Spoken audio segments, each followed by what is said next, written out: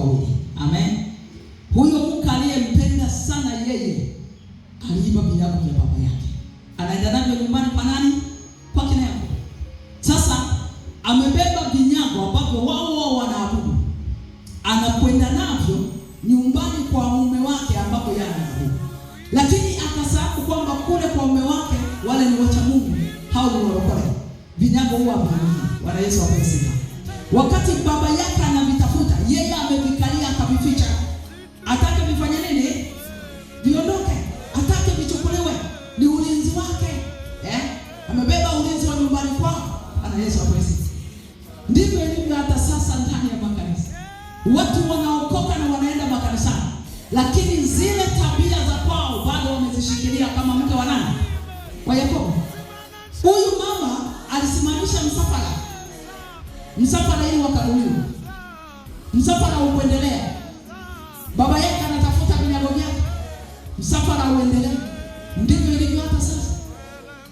Watu wako ndani ya makanisa wana vinyago, msafara wa kuendelea kihudumu unasimama, msafara wa maisha yako unasimama, kwa sababu shetani anatafuta vitu vyake na anakuchelewesha wewe kwenda, na anakuchelewesha kuongezeka, na anakuchelewesha kufanikiwa. Bwana Yesu asifiwe. Watu wengi roho za kwao, tabia na mienendo walio nayo hawataki kuiachilia. Bwana Yesu asifiwe. Amen.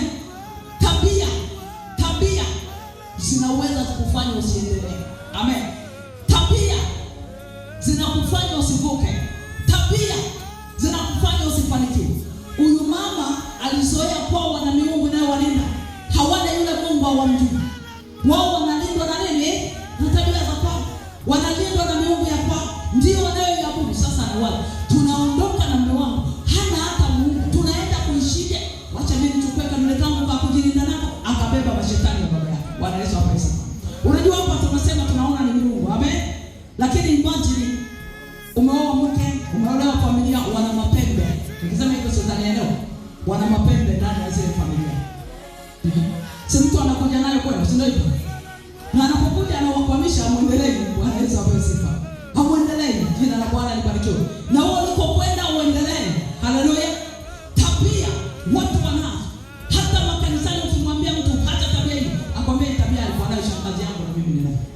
Mimi kwetu ni watu wa hasira, haoni shida. Mimi kwetu kupigana ni kawaida. Sisi kwetu haya ndio majibu yetu. Umeona ni nini? Tabia za kwao ameenda nazo hata kanisani. Hataki zipitishwe ziondoke. Amen. Hata ukamuelezea hacha hii tabia kwako itakuchelewesha, hataki kuiacha. Lakini kanisani atakuja na sadaka atatoa. Bwana Yesu asifiwe.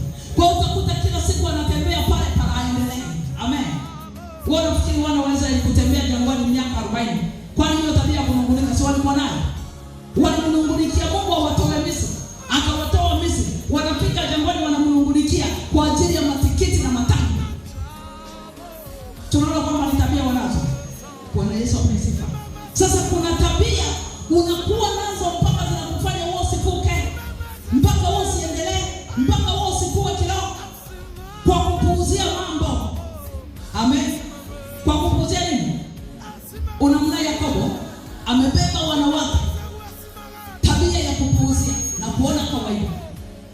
Alimwambia baba yake, utakayemkuta anacho usimwache muangamize. Unajua ni nini? Akutegemea katika wake zake kwamba kuna mtu anaweza kubeba nini. Lakini wale watu sio wewe. Na ni watu ambao umekutana nao sio wewe. Bwana Yesu asifiwe. Na ukiendelea kusoma utaona huyu mama mbeleni alizaa mtoto mkubwa ambaye ni Yusufu, alipozaa Benjamin akafariki. Ni nini kilichomuua? Tukisoma hapa tunapoona kama alijiachia. Hawa alitupa. Hawa alivisambaratisha. Hatuone baada alitembea navyo vinyago. Bwana Yesu asifiwe. Haleluya. Sasa ni vitu gani unavyo vinakuchelewesha? Ni mienendo gani na tabia gani unazo zinakuchelewesha, ambazo leo zinakufanya wewe usizidi? Tunahitaji kutubu na kutoka katika hali maisha. Amen. Anasema hatimaye mzidi katika Bwana na katika uweza na katika nguvu zake. Tuzidi katika nini? Katika Bwana. Haleluya. Kiu ya kumpenda Mungu. Kiu kumpenda Mungu. Kama umebarikiwa huwezi kuzidi. Amen. Mungu akiwa ziada hauwezi kuzidi. Biblia inasema kama ayala aoneavyo ile mito ya maji shauko, ndivyo mioyo yetu imwonee Mungu nene shauko. Yaani huwe na shauku kwa habari za Mungu. Mungu kwako awe namba moja, lakini akiwa namba mbili sio rahisi. Amen. Na hicho kinachokuondolea shauku ni nini? Hicho ndicho kinachokukwamisha. Bwana Yesu asifiwe. Tunahitaji kuzidi. Natamani mtafakari Mungu. Je, unazidi? Na kama hauzidi, ni kipi kinachokufanya wewe usizidi na usipige hatua? Bwana Yesu asifiwe. Haleluya. Ndani yako wokovu wa Kristo ukoje? Je, Yesu akija sasa unaenda mbinguni